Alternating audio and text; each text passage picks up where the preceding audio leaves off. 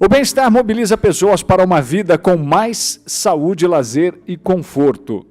Como será a nossa vida em seus hábitos urbanos e também no campo?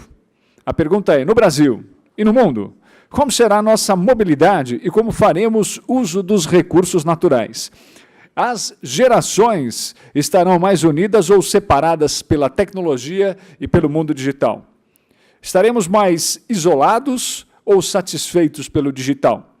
Como será o diálogo entre as gerações Alpha, Z, Y, X e Baby Boomers?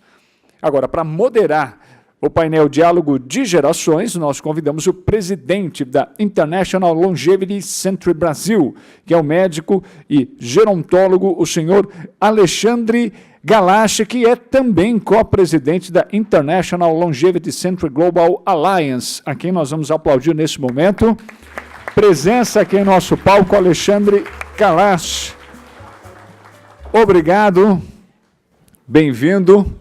E tem aí uma grande responsabilidade em suas mãos, que o tema é polêmico, não é, professor? Muito, não é? Por gentileza, eu cedo espaço para que o senhor faça. Muito obrigado. Um bom dia a todos. Realmente, para mim, é uma satisfação, é um tema que me apaixona. Eu vou fazer uma pequena introdução, mas antes eu já vou chamar os panelistas para que eles já possam estar aqui. Em primeiro lugar, chamar a Denise Santos, que é o CEO da Beneficência Portuguesa de São Paulo. Graduada em Engenharia Elétrica pela FEI, possui MBA pela Business School de São Paulo, com extensão na Universidade de Toronto e MBA na Fundação Getúlio Vargas, onde também foi docente, e no Babson College University. CEO da Beneficência Portuguesa. Não é pouca responsabilidade. Eu estava mexendo com a Denise, que os meus antepassados do lado português, todos tinham uma coisa fantástica, eles eram membros da Beneficência Portuguesa para a vida, e podiam ficar lá sem ter que pagar nada. Isso já vinha desde o século XIX, e eram de aluguel, eles ficavam para sempre e acabavam morrendo na Beneficência. Vou convidar também o Eric Piaskov, que é diretor do Clube de Negócios e Empreendimentos da FEI, estudante de graduação de Engenharia Mecânica na FEI e um dos diretores do Clube de Negócios de Empreendedorismo da FEI, que tem como objetivo primário a capacitação do corpo docente para as exigências, tendências e desafios do mercado global. Além desse cargo na diretoria da iniciativa estudantil, é fundador de 2 startups e provavelmente ele fale delas. O terceiro é o padre Luiz Correia Lima. Uma satisfação ter você, Padre Luiz Correia Lima. Eu, que sou carioca, tive que vir até São Paulo para poder lhe conhecer. Vocês têm feito grandes atividades na área de longevidade, professor do Departamento de Teologia da PUC do Rio, mestre em História pela PUC do Rio, doutor em História pela Universidade de Brasília, graduado em Administração pela Fundação Getúlio Vargas, aqui de São Paulo, e em Filosofia e Teologia pela Faculdade Jesuíta de Filosofia e Teologia em Belo Horizonte. Padre Luiz é naturalmente jesuíta, historiador e professor. E, finalmente, Weber Porto, presidente regional para a América do Sul e Central da Evonik. O Weber é graduado em Engenharia Química, atualmente é presidente da Evonik, Degussa Brasil, pela América Central e do Sul, presidente da Sociedade Beneficente Alemã, membro do Conselho Fiscal do Hospital Oswaldo Cruz, também conhecido como Hospital Alemão, diretor da Associação Brasileira de Agribusiness e diretor do Conselho de Associação Brasileira de Indústrias Químicas. Nós temos, então, uma boa mistura aí. Só temos uma mulher, mas temos um jovem, temos um padre e temos alguém que aqui também tem um pé na Alemanha. De forma que essa discussão vai ser muito rica. E eu queria dar apenas um pontapé nessa discussão, me apresentar um pouquinho mais. Realmente, eu sou médico, sou gerontólogo, e o que eu tive, falando em particular para você, jovem, foi uma coisa que me deu teco. Em 1975, fui fazer meu mestrado e depois doutorado em Londres e Oxford, e descobri que existia uma coisa chamada envelhecimento, coisa que eu nunca tinha ouvido na minha formação como médico no Rio de Janeiro, desculpável, porque eu me formei em 1970. E parece assim um passado muito distante, e é muito distante. Vamos dizer 50 anos de atividade profissional. Se você tiver 50 anos de atividade profissional, quando você se formar, você vai chegar em 2065, quando o Brasil terá 78 milhões de pessoas idosas. A sua carreira profissional, se for tão longa quanto a minha está sendo, vai ser atravessando uma transição demográfica sem paralelo. O Brasil é um país que vai, em 19 anos, dobrar a proporção de 10% para 20% da população idosa. A França foram necessários 145 anos, 6 gerações. Nós vamos fazer isso em uma. E vai ser no seu tempo de atividade profissional. De forma que seja esperto, como eu fui, tive a sorte, em 75, de falar envelhecimento, é isso aí, e eu nunca olhei para trás. Não era fácil, não. Falar de envelhecimento nos anos 70, 80, não foi fácil. Mas eu fiz minha carreira acadêmica na Inglaterra, depois fui para a Organização Mundial da Saúde, dirigi o programa de envelhecimento e saúde em Genebra durante 13 anos, e voltei para o Brasil para criar esse Centro Internacional da Longevidade, mas sou presidente também, como foi apresentado, de uma aliança global de centros internacionais da longevidade em 20 países, a nossa sede em Colômbia. Eu passo metade do tempo, uma metade em Londres, outra metade no Rio, a terceira metade por aí afora. E eu queria falar uma coisa para vocês como introdução, para mostrar como esse assunto é de uma pertinência total. Na hora que essa sessão foi apresentada, uma das frases era: as gerações estarão mais unidas ou separadas pela tecnologia e mundo digital. Anteontem, o National Health Institute, o Instituto da Saúde dos Estados Unidos, lançou um relatório super interessante sobre loneliness, sobre solidão. Nós estamos vivendo um período de solidão crescente. E isso está afetando não só a relação entre gerações, mas a própria relação entre pessoas. Nunca estivemos tão conectados e, no entanto, nunca estivemos tão isolados ou nos sentindo só. No início desse ano, a Theresa May, que é, claro, a primeira-ministra da Grã-Bretanha, anunciou uma coisa que teve uma repercussão midiática grande, era a intenção, que era o Ministério da Solidão, com orçamento pequenininho. E, ao mesmo tempo, no ano anterior, o governo dela fechou 500 bibliotecas públicas.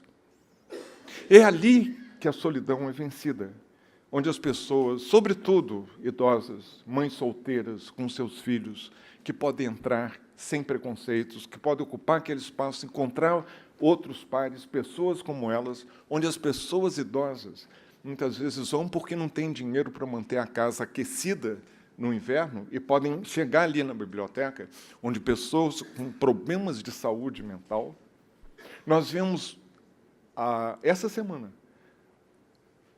um relatório super importante da Organização Mundial da Saúde, mostrando que nós vamos gastar 30 trilhões de dólares até 2040 para vencer o problema da solidão, da depressão, de saúde mental, que vai ser o principal problema de saúde, já de acordo com os estudos feitos por várias instituições, inclusive a própria OMS. Isso tem a ver com o que a gente vai discutir aqui. Como é que a gente vai, num mundo cada vez mais tecnológico, que é fantástico, como é que a gente vai poder forjar relações entre gerações, intra- e intergeracional, e impedir que a tecnologia tenha um efeito que, claro, a tecnologia tem um impacto extraordinariamente saudável. Eu sou membro do board do World Economic Forum, da quarta revolução industrial, da internet das coisas, e a gente está vendo, ninguém vai deter esse avanço. Seria totalmente impossível e contraproducente. Mas a gente vai ter que minimizar e fazer com que essa tecnologia também possa forjar novas soluções para esses problemas de solidão, de saúde mental e de diálogo intra e intergeracional. Eu vou pedir, então, que a Denise comece. Cada um deles vai ter, no máximo, 10 minutos para fazer as suas colocações, e depois a gente vai ter um pequeno tempo, infelizmente não tão grande como nós gostaríamos, para um debate. Denise. Obrigada, doutor. Aliás, feliz Dia dos Médicos, né? É hoje Dia dos Médicos. Hoje é Dia dos Médicos. Hoje é Dia dos Médicos. Eu sei sempre, porque ontem foi meu aniversário. Mas bom dia a todos. Faz tempo que eu não me sinto tão em casa, porque eu vivo no meio de um monte de médicos e sou engenheira. E aí costumo dizer para os médicos, o que seria dos médicos se não fossem os engenheiros? Bom, o tema é um tema polêmico, né? A gente está discutindo isso intensamente dentro da BP e dentro do segmento. E, curiosamente, ontem, coincidentemente, foi a nossa reunião trimestral de liderança. E a gente para um dia inteiro, reúne... A pirâmide de um hospital deve ser muito parecido lá no Oswaldo, é mais ou menos uns 4% de liderança, 96% a base inteira da pirâmide. Quando eu migrei do mundo industrial para o mundo hospitalar, uma das coisas bastante interessantes é que, no primeiro dia, você percebe claramente que você está dentro de um... Pode ser qualquer país que a gente imaginar, vamos falar do nosso. Um mini Brasil, com uma escala de profissões e atividades quase que na régua toda. Você encontra todas as profissões que pode imaginar dentro de um hospital, se não todas, quase todas, inclusive engenheiros, mas advogado, jornalista, marqueteiro, os médicos, assistencial, enfim, e uma base demográfica enorme que traz consigo todos os dias para o hospital como é que a gente pode dizer, o peso social, seja o que isso signifique, que ele vive dentro do contexto familiar e traz todo dia para lá.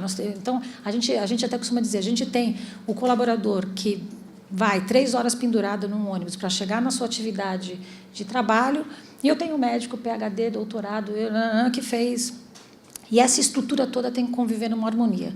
Então, a gente já tem um conflito importante, não só de gerações, mas de escolaridade, de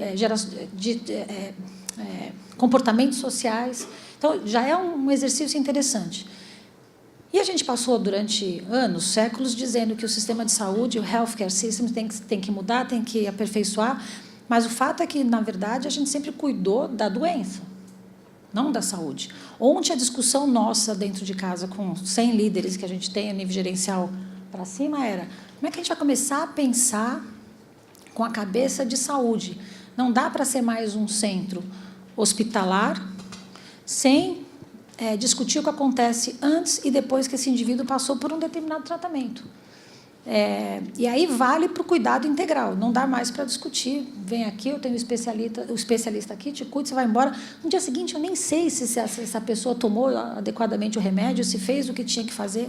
A gente tem muita, no painel anterior discutindo tecnologia, muita disponibilidade de tecnologia hoje para conseguir fazer um acompanhamento mais de perto.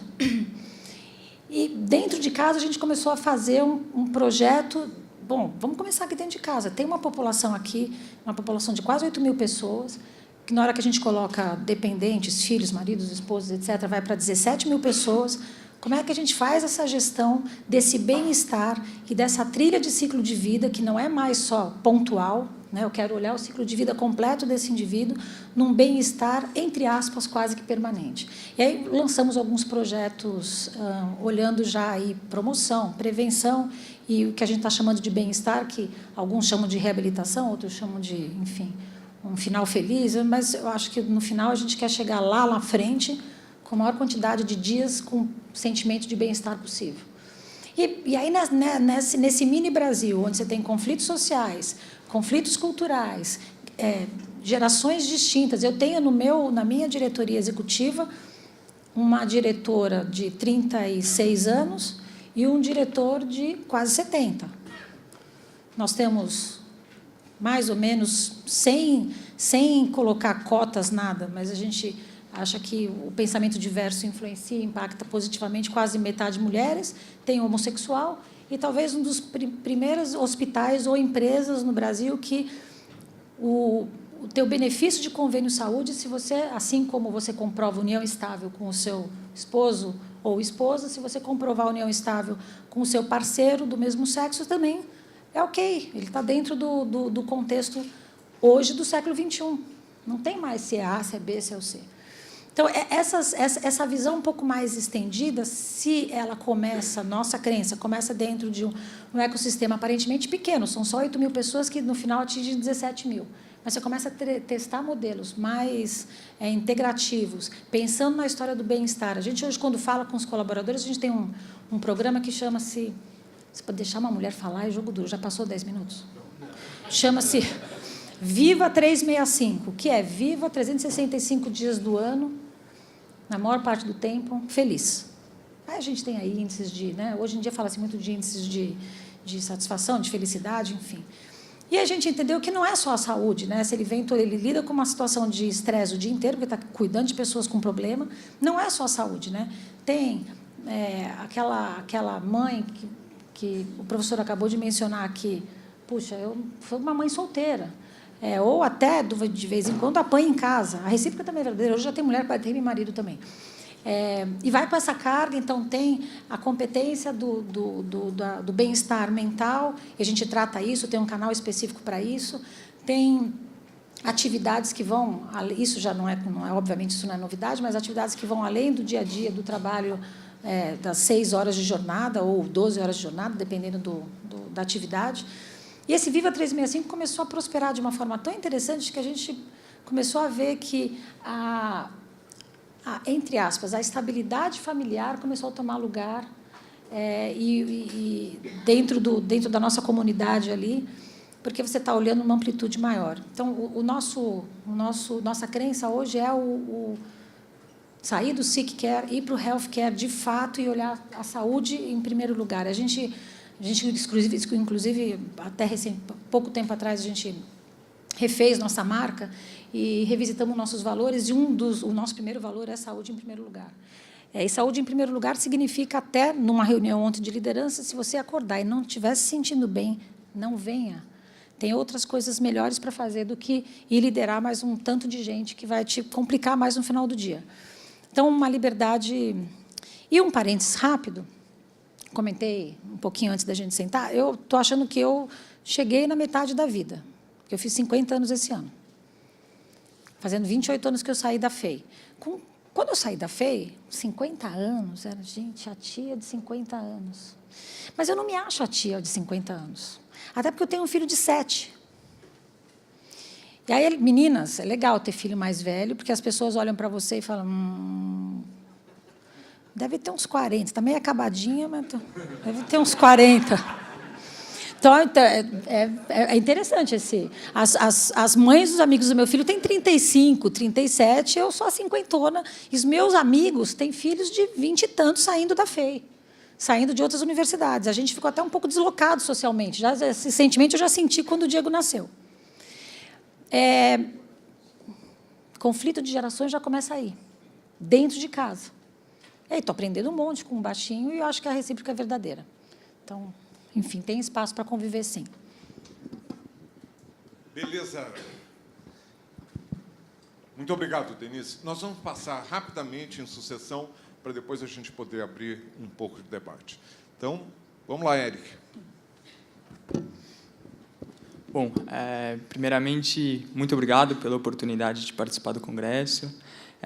Além disso, gostaria de agradecer também pela realização do Congresso, que é de suma importância para a formação dos futuros líderes, e que isso é apenas mais uma atividade que reitera o comprometimento da FEI na capacitação desses futuros líderes do Brasil, se não do mundo, né? Quanto à sua provocação, muito interessante, de fato, é muito difícil conseguir projetar qual será o cenário em 2050, sendo que já é um grande desafio imaginar como vai ser daqui 10, 15, 20 anos. Mas, quanto à relação de como vai se dar essa relação entre pessoas mais jovens e mais velhas no futuro, acredito que uma coisa que vai ser essencial e que transcende qualquer idade aí será a tecnologia. Todos estarão bem imersos na tecnologia. E, como muito bem dito pela Denise, atualmente a gente tem um sick care, né, que seria um tratamento reativo e intermitente de questões médicas.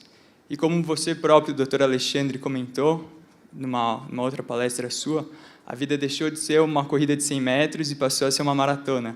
Então, de fato, o acompanhamento médico das suas condições médicas, não apenas quando realmente são apresentados os problemas, mas sim de forma contínua, é essencial para garantir uma qualidade de vida até os últimos estágios. E eu acredito que o segredo da medicina da manhã também vai estar na conectividade e na tecnologia.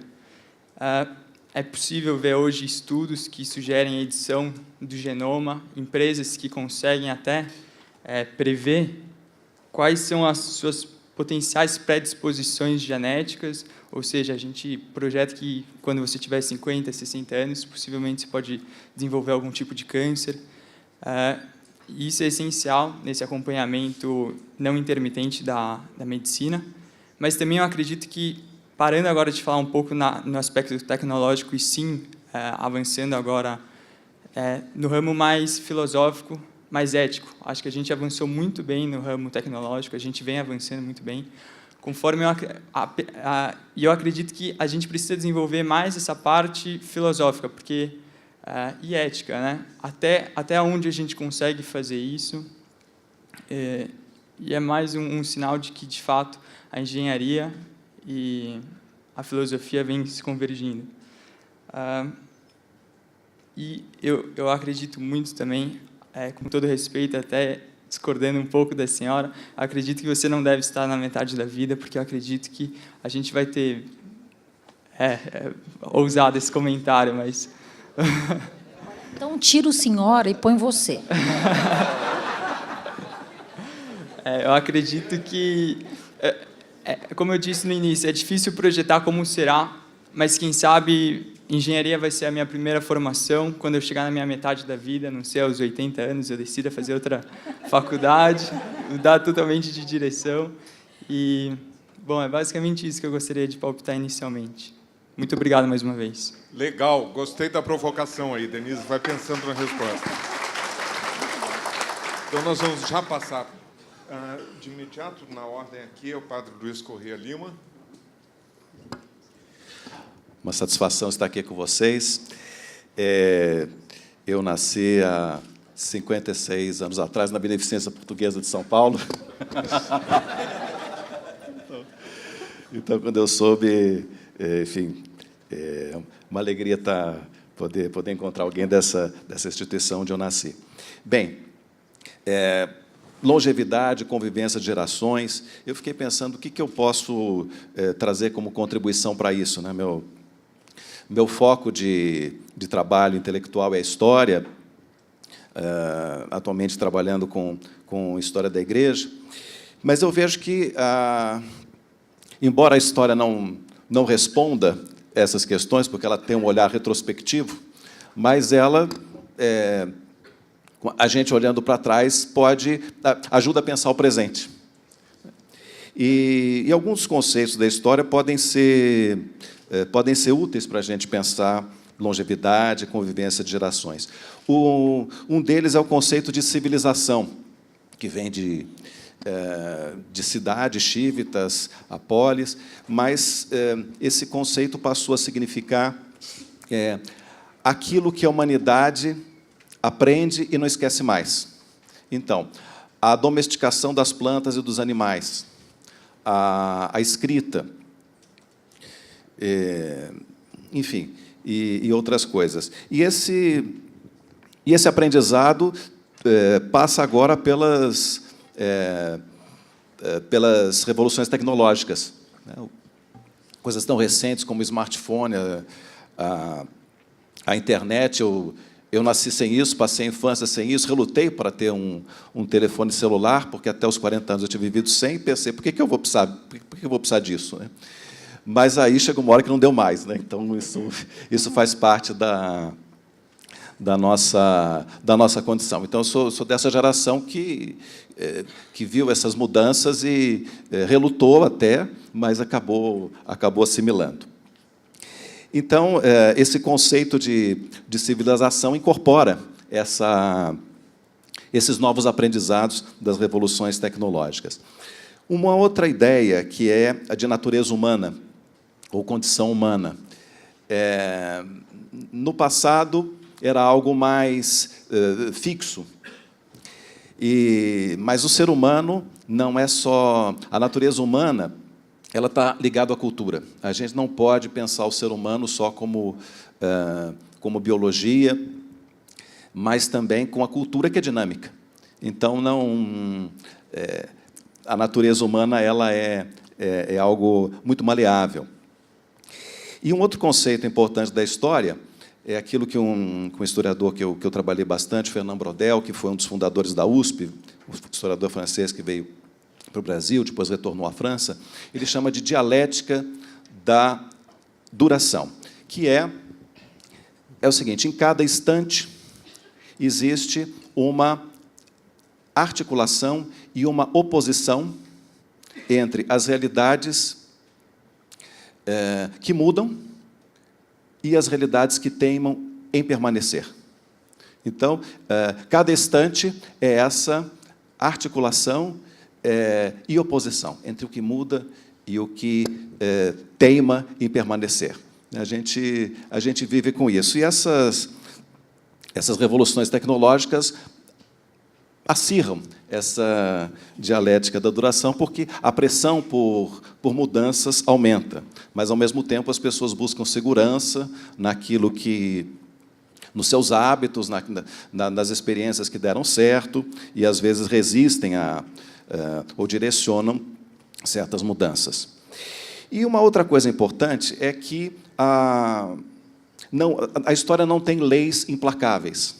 Coisas que aconteceram não estão condenadas a acontecer novamente. É bom a gente conhecer a história para a gente pensar e poder ampliar o horizonte, mas a história nunca se repete. E, quando alguns fatos se repetem com diferenças. As coisas não são exatamente iguais, a história é aberta e nós não estamos condenados a nada. Então, o futuro é algo a ser inventado, né? Ele não tem receita pronta. Enfim, e pensar, né, congressos como esse, pesquisas e atividades onde a gente pensa e ousa são muito importantes para a gente trilhar esse caminho aberto que é a história.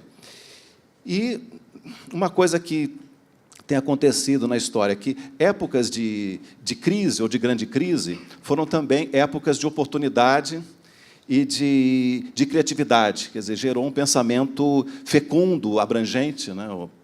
O palestrante que teve antes aqui falou das crises e dificuldades como oportunidades. Então, nós estamos numa história aberta que eu desejo, onde haja mais longevidade e uma melhor convivência de gerações, algo que precisa ser inventado. Obrigado. Muito obrigado.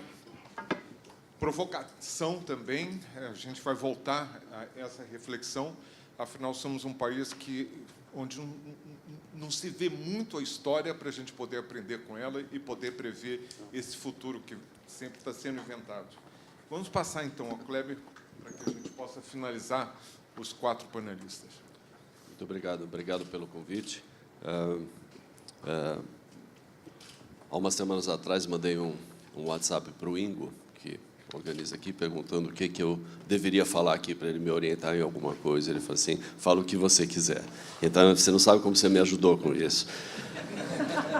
E é um tema muito difícil, um tema muito complexo, e realmente eu poderia ir por várias linhas. E eu decidi um pouco, também com o Padre Luiz, pensar um pouco nas semelhanças, como é que a gente pode projetar o futuro com aquilo que talvez as gerações passaram no passado, né? Como elas viveram no passado e suas condições, desde o Baby Boomer, que é uma geração, o nome já diz, uma geração com muitos filhos, uma geração pós-guerra, que tinha apesar ainda de certas incertezas do futuro, já estavam numa nova vida, buscando novas coisas, fazia de tudo para que pudesse haver cooperação entre eles, pensava que trabalho em time era uma coisa muito importante, tinham ainda as incertezas da Guerra Fria, e eles cresceram como hippies na época, mas acabaram se tornando executivos, não? Empregados em multinacionais e talvez uma geração extremamente produtiva da época. Hoje a gente vê muita gente dessa geração voltando à era hippie, pensando em arte, pensando em filosofia, pensando em uma série de coisas, onde eu me incluo, adoro filosofia, e é bastante interessante. Aí veio a geração Y, dos anos 70, 90, que já veio que fez grandes avanços tecnológicos, veio com TV a cabo, videogames, computadores, a carreira passou a ser não tão estável como a anterior, que queria mais estabilidade, mas trocava dependendo das oportunidades e queria bastante progresso e desafio pessoal.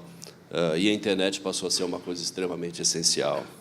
Aí veio a geração Z, de 92 a 2010, que convivemos com ela. O Eric provavelmente é da geração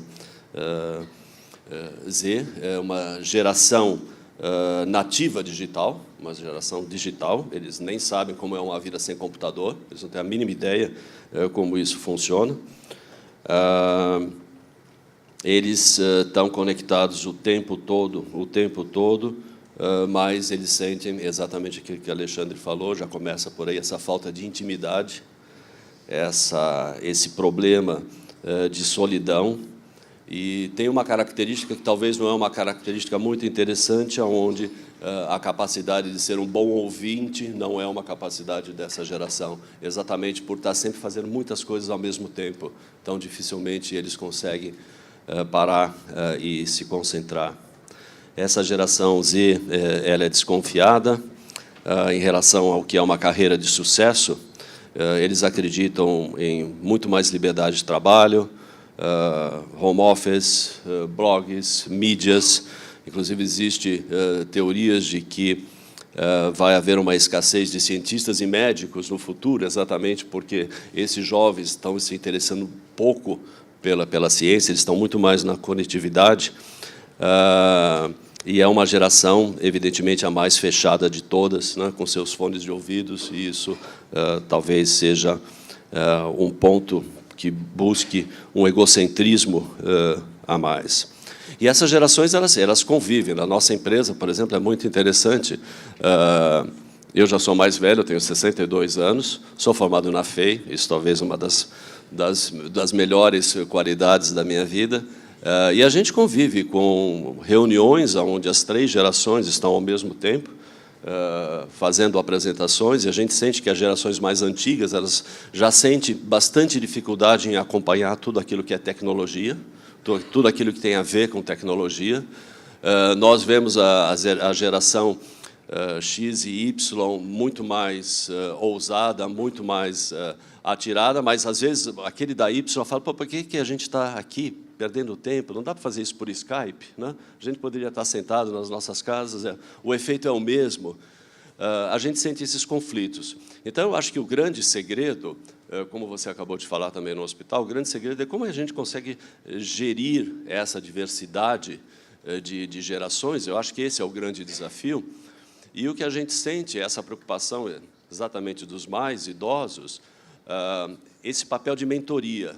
Cada vez mais a gente sente um papel de mentoria sendo executado, e a gente sente que os jovens cada vez mais estão dando valor a isso. Então, eu acho que nas empresas, nas sociedades, esses espaços vão ser ocupados de forma diferente. Eu acho que vai haver, de alguma forma, espaço para todos, porém de uma forma diferente, de uma forma bem diferente de como está hoje. Mas a gente sente que é possível conviver com muito respeito, com muita, vamos dizer, propósito.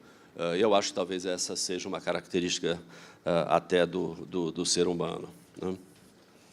Aí vem a geração Alpha, que está vindo agora, nascidos em 2010. São muito precoces, curiosos, espertos, antenados a tudo que acontece, grandes influenciadores, se adaptam a novas tecnologias de uma forma assim, gigantesca. e talvez vão ser os mais inteligentes de todos, exatamente por essa conectividade e independência que eles têm, e uma característica empreendedora, sem sombra de dúvida, enorme, por causa das oportunidades que vão surgir através de toda essa tecnologia, né? E eles vão estar, evidentemente, em empregos que hoje nem existem, né? A gente não sabe o que ainda vai acontecer, mas, por outro lado, o egocentrismo talvez seja uma característica muito forte dessa nova geração. E se a coisa continuar assim, quando a gente chegar em 2050, ainda nós vamos ter, provavelmente, a beta e a gama, mais duas gerações. As gerações elas se transformam de forma mais rápida, e provavelmente essa gama, quando ele nascer, ele já vai estar sentado numa cadeirinha de nenê, que vai dar mamadeira para ele, vai esticar, vai dar banho, vai fazer tudo. Então, vai ser um robô. Nós vamos ter robôs em casas, auxiliando em todos os trabalhos domésticos. Eu acho que não existe nenhuma dúvida que a tendência vai chegar a isso. E isso vai transformar bastante a vida. Vai transformar bastante a vida de um lado positivo, porque aqueles que chegarem em 2050 vão ter à disposição uma medicina adiantada, doenças vão talvez não existir mais, a alimentação talvez vai ser melhor distribuída, alimentos sintéticos. Nós somos uma empresa química e a gente trabalha em todos esses setores, né? E a gente projeta 2050 com grandes desafios. Eu não estou preparado ainda para falar sobre isso, mas o ano que vem talvez eu possa, se tiver interesse da FEI, fazer uma apresentação sobre todos os desenvolvimentos que a gente está pensando. Então, eu acho que a qualidade da vida absoluta dessas pessoas ela vai ser melhor exatamente através da tecnologia. A qualidade relativa, eu tenho algumas dúvidas, né? Se nós olharmos, por exemplo, uma projeção, hoje o Ricardo colocou, a urbanização é um tema complexo também, de como manter essas pessoas nas cidades, no campo. O número que nós temos, que em 2025, 22% da população mundial vai viver em favelas, né? E esse é um número aterrorizante, é um número muito grande, isso é uma realidade, nós estamos falando de 2025. Só na América Latina, 197 milhões de pessoas vão estar em favelas. Se a gente pegar a parte da Ásia, a Índia, 400 mil. Então, o que a gente acredita é que, apesar da melhoria absoluta, de forma relativa, ela vai piorar bastante. Então, isso tem que se fazer um trabalho. Eu não sei quanto tempo que eu tenho ainda, Alexandre? 2 minutos. Vou tentar fechar. Eu queria colocar só duas projeções que eu achei interessante colocar como reflexão futura, como preocupação futura. Uma delas é do livro do Stephen Hawking, que vai ser publicado agora no mês de outubro, que ele fez antes, evidentemente, lançou, não chegou a lançar porque faleceu esse ano, onde o título do livro é Breves Respostas para Grandes Questões, aonde ele coloca uma teoria de que vão existir super-humanos, talvez um pouco após de 2050, e que os super-ricos, e esse que é o grande problema, e por isso que eu menciono aqui, os super-ricos terão condições de editar seus próprios genes e seus descendentes, com a intenção de aperfeiçoá-los, enquanto que a maioria das pessoas não vão ter acesso nenhum a isso. Então, isso pode haver um distanciamento das sociedades entre ricos e pobres ainda maior. E uma outra também, que, para mim, eu acho que vale a pena a gente refletir sobre isso, do Harari, que ele tem colocado, evidentemente, várias teorias, e uma delas já é em relação a 2050, onde ele acha que pode-se formar uma nova geração, que ele chamou de a geração dos idiotas, dos inúteis, onde pessoas que perderam o emprego não vão ter nenhuma condição mais de ter um emprego, de ser empregada.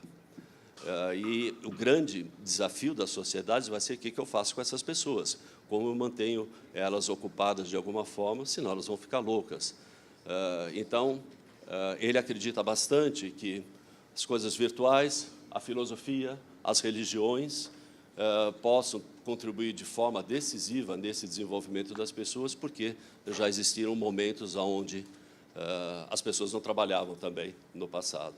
E só para finalizar, apesar desses cenários bastante complexos, eu me posiciono de forma muito positiva em relação ao ser humano, e eu acho que o ser humano nunca vai poder ser suplantado, apesar que vai haver uma combinação entre inteligência artificial e o homem, na minha visão, mas nunca pode ser suplantado, nunca vai conseguir trabalhar conscientemente, organizar, talvez, eventos como esses aqui, onde pessoas com o mesmo propósito se sentem e tentem encontrar soluções para um futuro melhor para todos. Obrigado. Muito obrigado, Weber. Deixa eu só estimular vocês. Eu, até agora, só recebi 3 perguntas aqui, estou monitorando. Há algum jornalista, porque, se for o caso, eu queria que fosse identificado. Nesse caso, se vocês tiverem alguma pergunta, por favor, me deixem saber, porque, claro, a gente quer estimular que as mensagens aqui cheguem a um número maior possível. Eu, na verdade, eu estou aqui meio como jornalista, porque eu tenho um programa sobre envelhecimento, o CBN 50+, em que a gente levanta todas as questões relacionadas ao envelhecimento há mais de 4 anos. Mas deixa eu pegar alguns pontos para poder fazer esse fio da meada. Denise, você tocou em 2 coisas que, indiretamente, você tocou nelas e que eu acho que tem muita importância. A tecnologia oferece soluções fantásticas, pareada com o envelhecimento, cada vez mais pessoas idosas com tecnologias que custam caro. E que não é necessariamente o envelhecimento que está levando a um aumento no custo do cuidado hospitalar, mas é o custo da tecnologia, e isso está se renovando sempre, de forma que a gente tem que, ao mesmo tempo, prever que daqui a 30 anos nós vamos ter 30% da população com mais de 60 anos, hoje nós temos 14%.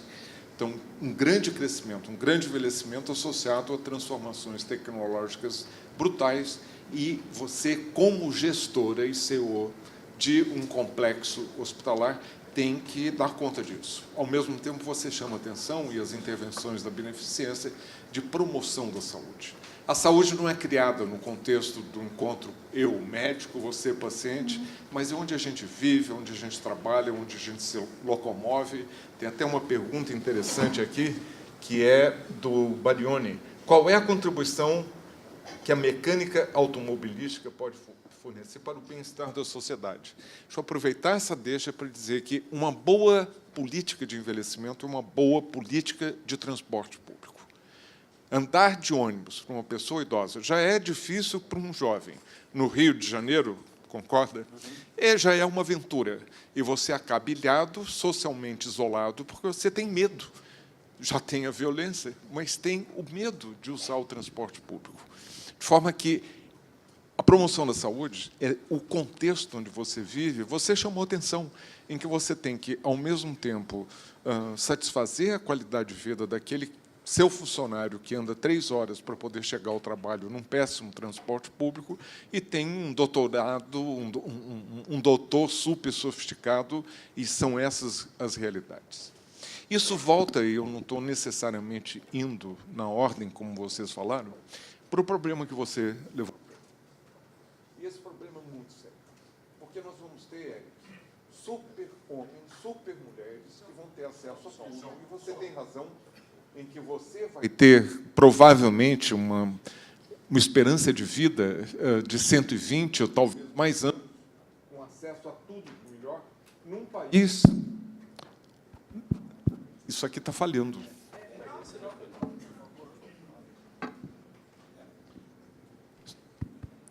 Estou apontando, Eric, que realmente talvez a Denise seja conservadora de dizer que ela está chegando à metade da vida dela, mas ela já tem que pensar o que eu vou fazer com a segunda metade, porque a vida realmente virou uma maratona. E a sua talvez seja de 120, 140, sendo mais jovem, se você tiver acesso a essas maravilhas. E o problema nosso principal nesse país é a desigualdade. E se essa desigualdade não for, e os problemas éticos, morais, que isso tudo suscita, né, que você, de repente, tem um acesso, como nós estamos tendo, a tudo que é de melhor, que tem também nos Estados Unidos, no Canadá, na Europa, e uma massa da população que não vai chegar aos 90 anos para ter um problema de saúde. Eles vão ter esses mesmos problemas aos 55. E são esses que precisam de energia física, porque a natureza do trabalho deles é diferente da nossa, sentado em frente a um computador. Como é que isso vai ser ou não não digo nem solucionado, como é que será visto pelos próximos governos. Nós estamos a 10 dias das eleições, não houve nem, eu não estou sendo partidário, não houve nenhum candidato, não houve nenhum partido que falou sobre envelhecimento. E não existe nenhum tema demográfico no Brasil hoje que tenha tanta importância como o fato de nós sermos um país que, ao contrário dos países desenvolvidos, que primeiro enriqueceram para depois envelhecer, e nós envelhecendo na pobreza, com milhões e milhões de pessoas que não vão ter essa perspectiva que para você é real. Esse é um problema que vai suscitar não só conflitos grandes sociais, mas também intergeracionais, de pessoas com perspectivas e expectativas muito difíceis. E aí eu não poderia concordar mais, Padre Luiz, de que a gente tem que visitar a história para poder entender melhor o futuro. E nós somos um país que nós não estamos acostumados a fazer isso. Eu acho que foi metafórico aquele incêndio traumático do Museu Nacional, com a nossa história pegando fogo na frente dos nossos olhos na televisão. Quanta coisa que se perdeu e quanta coisa que ainda pode ser salvada. Você, que é um historiador, gostaria que você também nos ajudasse, porque esse passado que a gente não revisita, e aí eu concordo, os idosos podem ser mentores, mas aí eu também discordo, porque você não tem que ser só criativo na sua juventude. E nós estamos vendo a emergência agora de um grupo, uma coorte, nós temos os alfas, os X, os Y, e temos os baby boomers, que nós inventamos uma construção social que se chama adolescência, fomos nós. Antes da Segunda Guerra Mundial, você tinha que trabalhar para comer, não tinha essa sopa.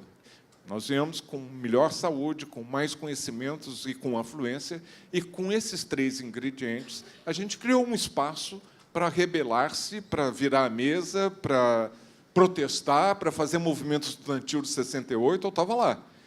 Eu não vou envelhecer como meu avô arrastando chinelo na beneficência portuguesa. Eu vou fazer alguma coisa diferente com esses 20, 30 anos, que eu chamo de gerontolescência. Eu não sou um velhinho, eu sou um gerontolescente, eu estou muito ciente dos meus direitos, eu vou brigar, espero, né, que não acabe na prisão, porque isso já foi há 50 anos, mas isso tudo está inerente dentro de uma revolução que está acontecendo, que não é só o jovem que vai fazer parte. E aí, como é que a gente vai poder estabelecer essa geratividade? Que o Erik Erikson, o psicólogo americano, define como a interação entre o jovem e o idoso. E que esse idoso não está mais interessado em fazer carreira. Eu estou interessado realmente em ser mentor, guiar, quem sabe até inspirar as novas gerações para que a gente encontre soluções comuns para esse mundo envelhecido. Eu queria que só 2 perguntas aqui que me chamaram a atenção.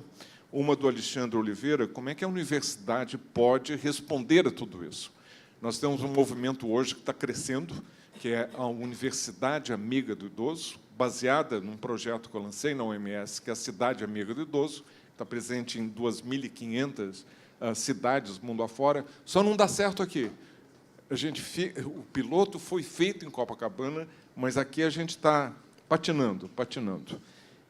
Então, a universidade vai ter que oferecer oportunidades para aqueles que se formaram nelas, para continuar aprendizado ao longo da vida, para que essas pessoas, à medida que envelheçam, possam continuar parte da solução, e, para isso, é preciso conhecimento, conhecimento, conhecimento.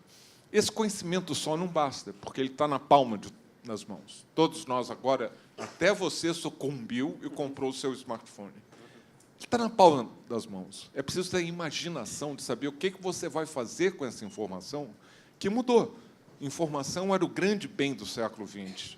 Hoje, com o envelhecimento e a longevidade, e com a tecnologia, você vai ter que ter imaginação para saber o que fazer com essa tal da informação. E outra pergunta do Hong era sobre um estudo, que não é esse só, de Harvard, que mostra que principal indicador de você ter qualidade de vida e mais anos de vida não é parar de fumar, não é controlar o seu colesterol, não é controlar se a sua cintura está 96 ou 86, não é o sedentarismo, são relações humanas. Essas relações humanas, esse capital social, como eu chamo, você precisa de 4 capitais: o capital de saúde, o capital de conhecimentos, o capital financeiro, para quem tiver a sorte de acumulá-lo, e o capital social. E este capital social é que vai te dar qualidade de vida para que você chegue aos 80, aos 90 e aos 100. E aí, eu acho que você já deve ter visto alguma entrevista minha, porque falou da maratona, você deve ter me ouvido falar que não bastam só os 4 capitais. É preciso ter propósito de vida para que você se estimule e faça essas relações. Queria que vocês, livremente, a gente vai ter agora que correr para observações pontuais em relação ao que foi falado, ao que eu provoquei com base no que vocês disseram, enquanto eu absorvo aqui outras perguntas que estão vindo do auditório. Bom, respondendo à questão da qual o papel da universidade, respondendo essas questões, acho que a universidade não deve responder, mas sim ela deve provocar e criar um ecossistema bom o suficiente para o aluno se desenvolver lá dentro e conseguir achar respostas para isso, seja através de experiências mundo afora, seja através de experiências técnicas ou até experiências empíricas.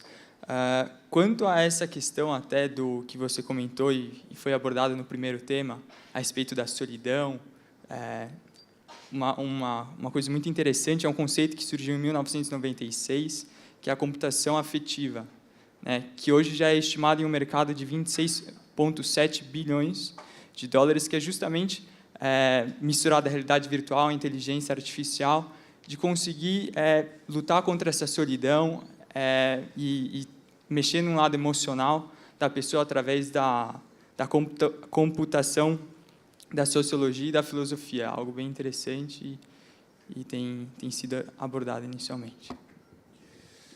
Bom, falando em longevidade, relação entre gerações, uma coisa que me ocorreu é o papel social do idoso na sociedade contemporânea acabou mudando muito, porque numa sociedade tradicional, vamos dizer, que a velocidade das mudanças eram menores, o idoso tinha o capital da sabedoria para comunicar às novas gerações. Hoje, pode ter, sim, uma sabedoria, mas, por exemplo, diante das novas tecnologias, né, hoje é a garotada, essa geração nova, que ensina para a gente como é que faz certas operações no celular, como é que regula. Meu sobrinho é que me ensina as coisas, né, que muita coisa eu não sei, e eles têm uma destreza com isso que está muito na frente da gente. Então, nesse ponto, a sabedoria inverteu. Quer dizer, a garotada nova é que sabe, e a gente é que tem que aprender. Você chama isso mesmo sabedoria? Ou pelo menos um conhecimento e um conhecimento com uma prático, assim, muito importante. Estou desafiando você, Padre Luiz, porque a sabedoria talvez tenha um conceito que vai mais além Certamente. de você ter a destreza e a habilidade. Que isso não há dúvida. Seu sobrinho deve ter muito mais que você, que dirá eu. Mas será que isso é saber, o saber do sábio? Da sabedoria? Pois a sabedoria é o conhecimento que tem o sabor, que sabe, né? Quer dizer, que tem uma reflexão e tal. Mas onde estão os espaços da transmissão desse saber, né? que tem uma ancestralidade? E diante das demandas da sociedade moderna, essa me parece uma questão muito importante. Muito, e cheia de aspectos técnicos. E, Denise, você falou de forma provocativa, e o Eric reagiu, você chegando aos 50 anos, realmente hoje, uma mulher sobretudo... Também não precisa ficar lembrando disso toda hora. Né? Não, agora a gente ficou... Foi só comentei, foi só um comentário. Esse comentário ficou. Esse comentário, eu devo dizer também, um pouco para te desafiar, porque, ao mesmo tempo, você se orgulhou de que... E falou assim, pô, que legal, porque aí os outros pais das crianças pensam que eu tenho 40. E está tudo certo. Né? Porque isso é muito inerente dentro da nossa sociedade. Você quer ver elogio para homem e mulher, mas para homem também. É alguém chegar para você e falar assim, quantos anos você tem? 63. Não parece. Pronto. Não parece é uma maravilha. Você já ganhou ponto com aquela pessoa. Por que, que a gente não pode parecer? E por que, que eu tenho que parecer conservado? Por que, que eu não posso ter orgulho das minhas rugas, da minha careca? Mas a beleza e o que é valorizado na nossa sociedade, Eric, tome nota para a gente ver se intergeracionalmente a gente vence esse estigma, esse tabu, que não pode parecer velho, que tem que ser bonito para sempre, tem que ser sarado para sempre, tem que fazer botox, tem que fazer plástica. Nós somos o país campeão de cirurgias plásticas e de botox. Então, eu acho que a gente tem que desafiar esses conceitos que impõem e que escravizam, sobretudo, a mulher, e dão as anorexias nervosas e que dão todo tipo de ziquezira que acaba no hospital e custa caro. Eu vou aterrissar agora, então, vamos voltar aqui para o século XXI, 2018, e você fez uma provocação sobre o custo de tecnologia no ambiente hospitalar, que realmente não diminui, só aumenta. A gente tem uma demanda não coerente dentro do hospital, porque hoje você pega um pronto-socorro, ele vira uma boutique de saúde. Eu sei que eu vou entrar lá, vou fazer o exame, alguém vai me dar o remédio, vou sair e vou embora no dia seguinte trabalhar. Então, e na hora que a gente volta para esses conceitos, e principalmente do acesso, que acho que você, né, Weber, que comentou sobre percentual de favelas daqui, sei lá quanto tempo. Nosso grande desafio realmente é dar o acesso. E aí, falar de saúde, não tem como não falar de educação. A Beneficência Portuguesa é uma empresa sem fins lucrativos. Nós praticávamos, e praticamos até hoje, a filantropia fazendo atendimento do Sistema Único de Saúde. Pois bem, recentemente, a gente resolveu... Essa filantropia, aí agora, né, a provocação ela realmente está dando o ganho social que a gente precisa? Aí vamos, então, agora para as meninas de 13 a 16 anos. No nosso hospital na Penha, a gente atende somente o SUS e fazemos aí 400, 500 partos por mês. Desses 400, 500, mais de 30%, bate 35%, 37%, são partos de meninas de 13 a 16 anos. E nós paramos para uma reflexão que é, o nosso acesso é permitir que tenha mais parto para essas pessoas que chegam lá, ou tem algo errado na ponta que não está sendo visto e tratado. E aí a gente muda completamente o conceito. Vou discutir educação, paralelamente, sim, à saúde, e esse é o nosso, como cidadãos e líderes de grandes empresas, etc., que somos, e a geração que vem chegando, é como é que a gente põe abundância e dá acesso a um sistema que não seja hospital center, porque mas as pessoas perguntam, mas você não quer o seu hospital cheio? Não é disso que a gente está falando. As doenças, infelizmente, elas vão continuar. Há quem diga, inclusive, que em 2050 não terá mais câncer, que nós vamos ter um modelo completamente diferente, estrutural, de cuidado. Mas volta para o dia de hoje. Olha um pouco além. Ontem a minha provocação era assim, parece o tempo inteiro que a gente está num quarto escuro, abre a porta, você vai ver a luz lá fora, e aí tem que pensar diferente. As meninas de 13, 16 anos tinham que estar fazendo outra coisa. Pegando essa dica, Denise, para uma população idosa em particular, não é a instituição, o hospital. A maioria dos problemas de uma pessoa que tem problemas crônicos são os problemas típicos de uma pessoa que vai ter mais de 50, 60 anos, é de ter uma atenção primária, ter uma medicina de família, ter um SUS, ter um centro de saúde que possa promover a saúde e resolver 95% dos problemas. E aí, Weber, uma coisa que me preocupou do que você me falou é que era como se fosse, o Harari fala disso no Homo Sapiens, mas eu acho que a gente tem que desafiar isso, de que talvez no ano 2050 nós vamos ter um batalhão enorme de pessoas inúteis, que não têm qualificações, que não têm como aproveitar, que não entram no mercado de trabalho. Meu Deus, 2050 já é 2018. Nós estamos vivendo isso em todos os países. O populismo na Europa, aqui nos Estados Unidos, é nutrido exatamente pela imensa insatisfação de pessoas que já sabem que não vão ter oportunidades empregatícias de carreira, são frustrados. Eu queria que você pudesse elaborar um pouquinho, depois de ter lido Harari e pensado sobre isso. Na realidade, esse mais um pensamento meu daquilo que a gente está ligado, que a gente está vivendo. A gente passou em épocas onde o computador... Agora? O computador... Está ouvindo agora? Não? Não? Tá, é só falar com fé. O computador, todo mundo achava que quando ele surgiu, ele ia acabar com os empregos, né? E hoje em dia, talvez um dos maiores departamentos de qualquer empresa é o departamento de IT. E tudo que surgiu em relação ao computador. Eu acho que algumas transformações que elas vieram como ameaçadoras ao emprego do ser humano, elas acabaram criando uma série de outras atividades paralelas que fez com que se criasse novas oportunidades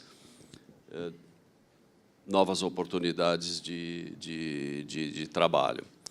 O que a gente sente agora, e já sente na sociedade atual, eu presido a SBA, que é a Sociedade Beneficente Alemã, que nós temos um asilo com 200 pessoas, cuidamos delas, temos uma creche na favela, etc. E quando você começa a conversar com essas pessoas que estão em comunidades, você já vê um grau de desesperança enorme. E você vê que não existe nenhum governo, nenhuma iniciativa mundial para acabar com isso. E as coisas vão acontecer tão rápidas que eu tenho receio realmente que as pessoas vão conseguir se preocupar com isso, além de poder dar um bem-estar, de provocar um bem-estar. Então, essa reintegração, essa criação, ela vai ficar cada vez mais difícil, porque as distâncias vão aumentar. As distâncias vão aumentar cada vez mais. Então, a distância que nós sentimos de uma pessoa, de um colaborador nosso, que não conseguia fazer um relatório num computador, estou falando isso de 30 anos atrás, ele só conseguia fazer no papel. Essas distâncias vão aumentar muito mais. Então, vai ficar muito mais difícil esse acompanhamento, eu acredito. E isso vai ser um grande problema que a sociedade vai estar confrontada para solucionar. Vou fazer um comercial aqui, porque nós estamos falando da Câmara de Comércio, Brasil-Alemanha, as iniciativas como do próprio Hospital Alemão, Hospital Oswaldo Cruz. Eu nunca entendi por que o Oswaldo Cruz virou Hospital Alemão, mas, enfim. E a Rainha Silvia, que, naturalmente, vocês todos sabem, tem uma associação grande com o Brasil, mas também com a Alemanha, que ela é nascida na Alemanha, e o pai alemão, ela está promovendo, e inclusive sob os auspícios da Câmara de Comércio Brasil-Alemanha, uma grande iniciativa, que, claro, o consulado sueco também, em relação à doença de Alzheimer. Eu estou trazendo isso aqui porque talvez esse seja o inimigo oculto que fica difícil falar, que tem muito estigma.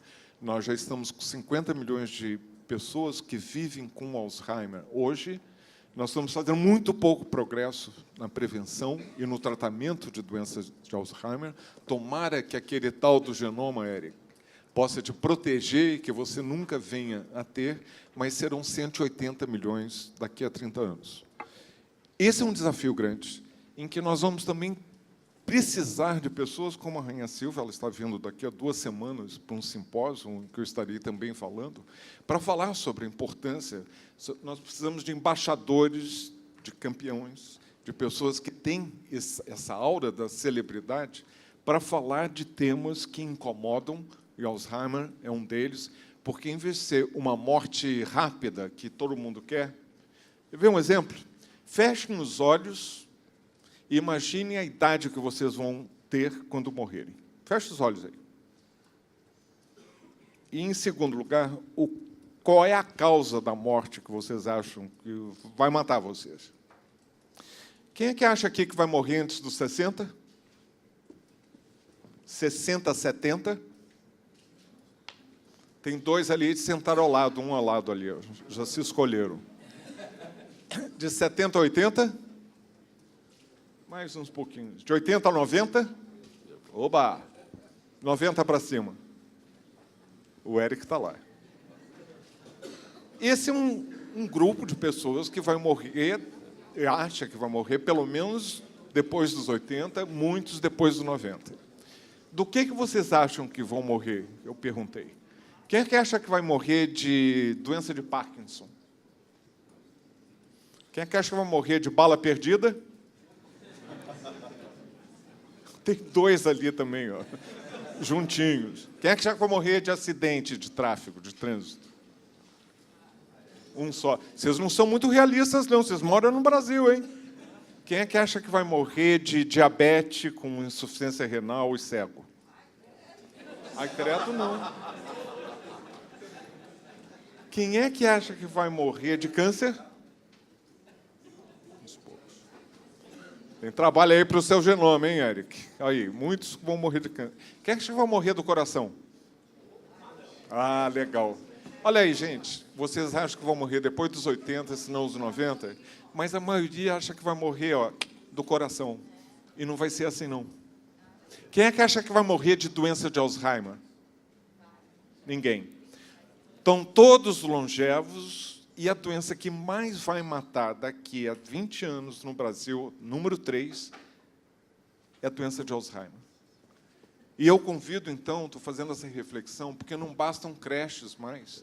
O que a gente vai ter que saber é como organizar o cuidado numa sociedade longeva que está envelhecendo tão rapidamente, com tanta pobreza, e que essas mazelas que a gente não quer para nós, doenças chatas, Parkinson, diabetes, complicações, a gente quer morrer do coração, de preferência de noite, dando um baita susto em quem estiver do lado, se é que vai ter alguém do lado, porque a solidão também vai estar presente.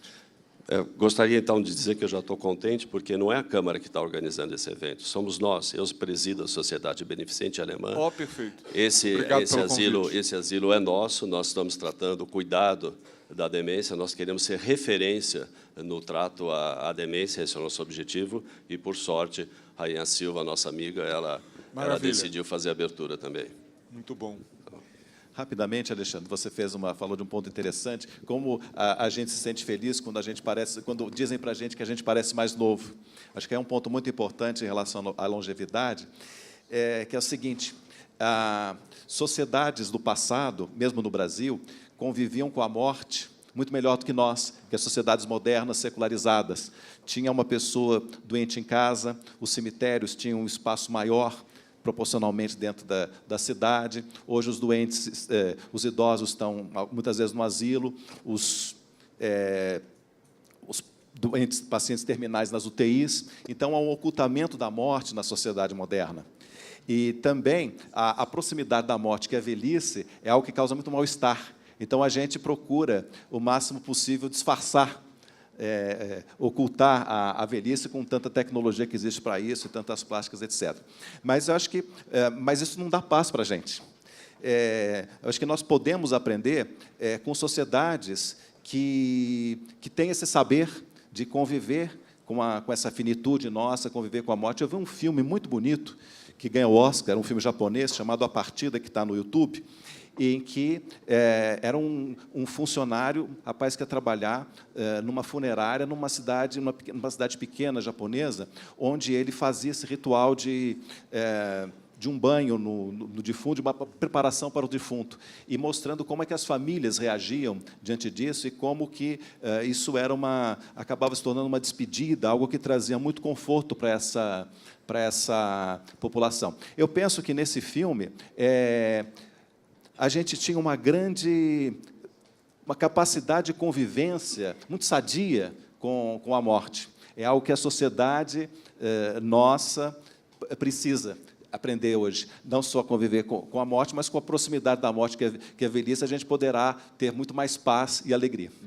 E aí o papel fundamental de instituições como a FEI, como a PUC, porque a Universidade do Futuro vai ter que preparar profissionais, não só da saúde, todos os profissionais, que possam lidar melhor com todos os aspectos do envelhecimento, da longevidade. Existe uma conspiração do silêncio.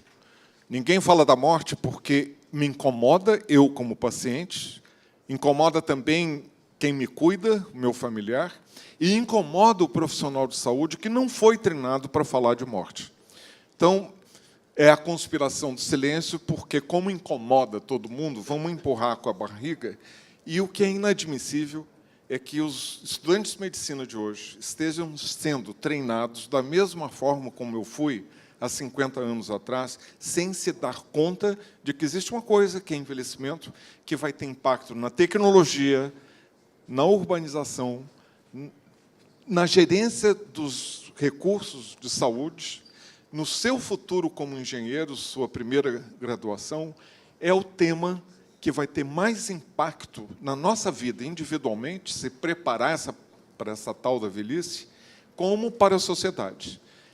E como a gente está vendo, que os governos e os candidatos aos futuros governos, independente de quem seja, estão evitando, existe também a conspiração do silêncio, de não se falar de uma coisa que é inevitável e muito boa. Envelhecer é bom, morrer cedo é que não presta. É a única alternativa. Muito obrigado a vocês.